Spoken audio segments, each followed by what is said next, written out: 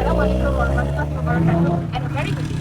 We are Group 1 from Seat C5E for subject ECG563 Traffic Engineering from Faculty of Civil Engineering, University Negeri Timur, UiTM Shah Alam. A road safety audit is a systematic and independent assessment of an existing or proposed road that aims to identify potential safety hazards before they contribute to traffic accidents. Unlike routine road inspections, a road safety audit focuses on how road geometry, traffic operations, roadside features, and human behavior influence the likelihood and severity of crashes. Road safety is an important aspect of traffic engineering because even small deficiencies such as poor visibility, excessive vehicle speed, or unclear road markings can significantly increase crash risk. By identifying these deficiencies early, appropriate engineering improvements can be implemented to create a safer environment for drivers, motorcyclists, cyclists, and pedestrians. Our selected study location is a vertical curve located within the UiTM Shah Alam campus. These sections of road experiences continuous traffic throughout the day, including private vehicles, motorcycles, university buses, service vehicles, and pedestrians traveling between academic buildings, residential colleges, and campus facilities. The location was selected because our preliminary site inspection identified several conditions that may negatively affect road safety.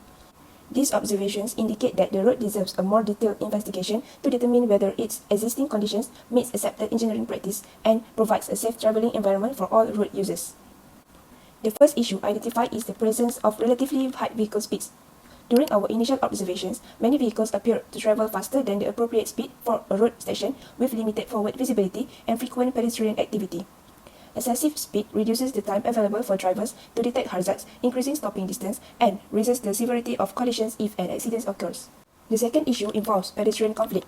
This road is frequently used by students walking between campus facilities. However, interaction between vehicles and pedestrians become more hazardous when drivers are traveling at higher speeds or when pedestrians are not clearly visible from a sufficient distance.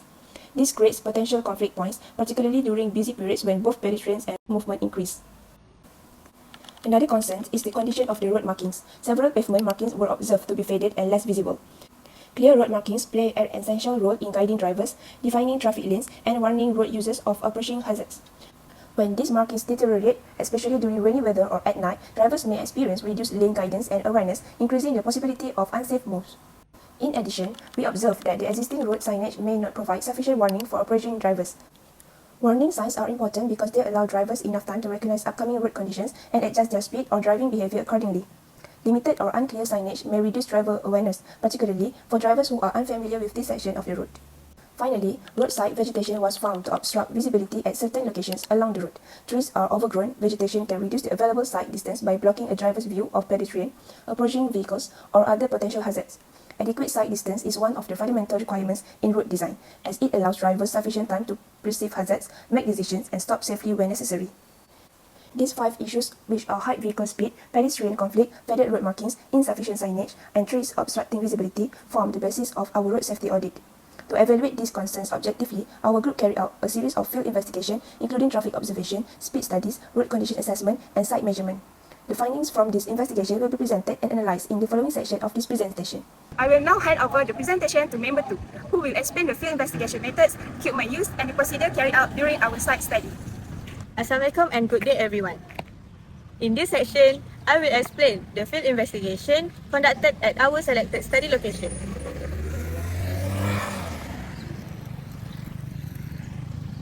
So, the objective of this investigation is to collect field data that can be used to identify existing road safety issues and to support our engineering analysis.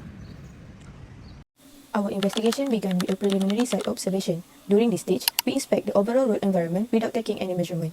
The purpose was to identify visible safety hazards along the vertical curve.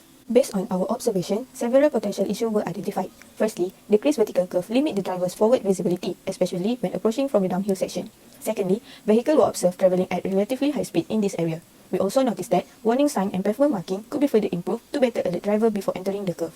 This preliminary observation helped us determine the appropriate field studies required for the road safety audit. The first quantitative study conducted was the traffic volume count. A tally counter and stopwatch were used to manually record the number and type of vehicle passing through the study area during the selected observation period. The purpose of this study is to determine the traffic characteristic and level of exposure at the site. Higher traffic volume generally increase the probability of vehicle conflicts, especially at locations with restricted visibility such as vertical curve. The collected traffic data will later be analysed to determine the peak traffic period and evaluate whether the road facility are adequate for the existing traffic demand. The third experiment conducted was the vehicle speed study. In this study, a radar gun was used to measure the operating speed of vehicle travelling along the selected vertical curve. The radar gun was positioned at a safe location beside the roadway and aimed directly at the approaching vehicle. As each vehicle passes through the study section, the radar gun recorded its internal speed and the reading were documented for further analysis. The purpose of this experiment is to determine the actual operating speed of vehicle using this road section.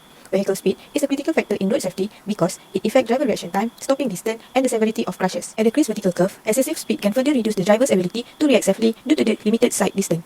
The radar gun was selected because it provides fast, direct, and accurate speed measurement while minimizing human error. The collected speed data will later be analysed and compared with the posted speed limit and relevant road design standard to evaluate whether vehicle speed are appropriate for the existing road geometry. If the measured operating speed exceeds the recommended speed for this location, it indicates a greater risk of accident and highlight the need for suitable engineering measures such as additional warning sign, speed management device, or improved road marking.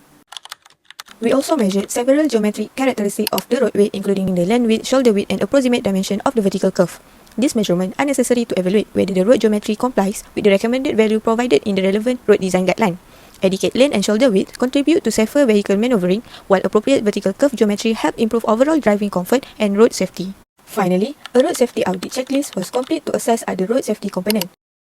The checklist include the condition of road sign, pavement marking, street lighting, roadside drainage, vegetation, pedestrian facilities, and roadside safety features. This systematic assessment allows us to identify safety deficiencies that may not be reflected through numerical data alone. In conclusion, the field investigation provides both quantitative and qualitative information regarding the existing condition of the roadway.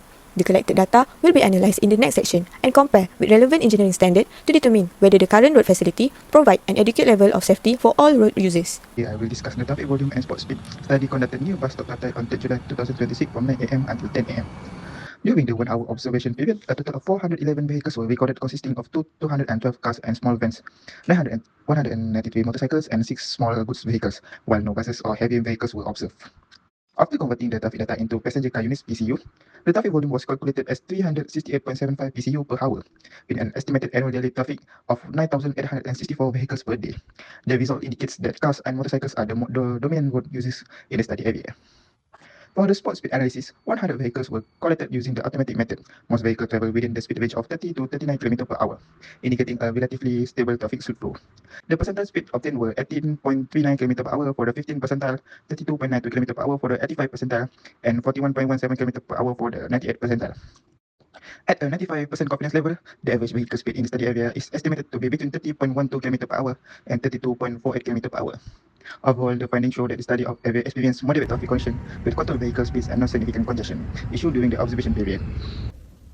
Based on our analysis and relevant engineering standards, we recommend installing additional warning signs before the vertical curve, providing traverse rumble strips to reduce vehicle speed, improving pavement markings, upgrading street lighting, trimming roadside vegetation to improve visibility, and enhancing pedestrian facility where necessary. In conclusion, the road safety audit successfully identified several safety issues at the selected location. Through systematic field investigation, engineering analysis, and reference to relevant standards, we propose practical mitigation measures that can improve road user safety. This project demonstrates the importance of road safety audits in supporting safer, more sustainable transportation infrastructure.